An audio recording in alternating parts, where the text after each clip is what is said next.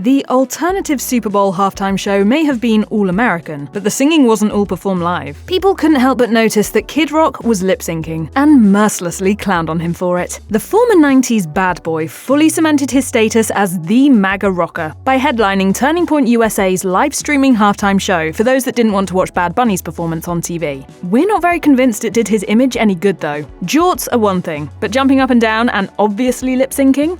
Not great, Bob! If you missed it because you were watching Bad Bunny's show or were just taking a nice soothing bath instead, the 55-year-old Kid Rock, real name Robert Ritchie, took the TPUSA stage with his song Bawitaba and a mic that was seemingly ornamental for the most part. Rock did seem to really scream into the mic right at the start of the song, but the lip-syncing became super obvious, super fast. Rock pulled the mic away from his mouth several times, but his vocal track continued on with no change. It only became more clear as his set continued, particularly as he jumped up and down and showed off his best dance moves, which included some heel-toe shuffles, mic flipping, again, the vocals did not change, and a fedora moment that had us wondering if we'd gone back in time to 2008. Unfortunately for Pamela Anderson's ex, he didn't get away with the canned vocals. Social media users had a field day with just how overt his lip-syncing was. One wrote on X, "He's lip-syncing and doing a very bad job of it," and that was one of the nicer comments. Another wrote, "Not even singing most of the actual song. LMAO, they seeing an old man do karaoke basically."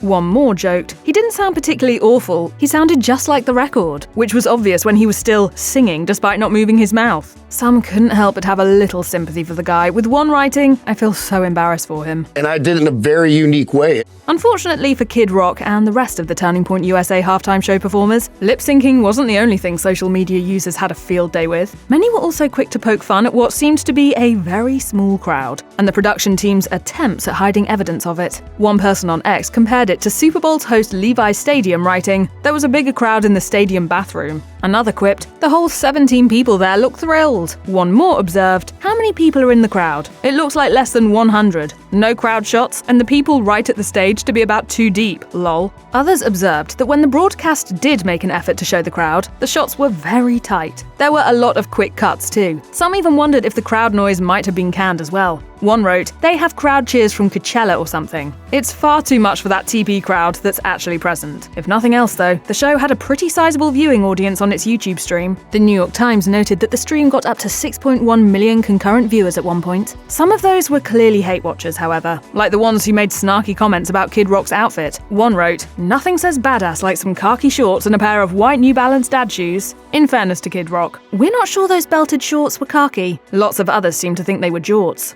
That's not to say they like those better though. One ex-user commented, "Ruined jorts for me. If I see anyone wearing jorts from now on, they are Kid Rock to me."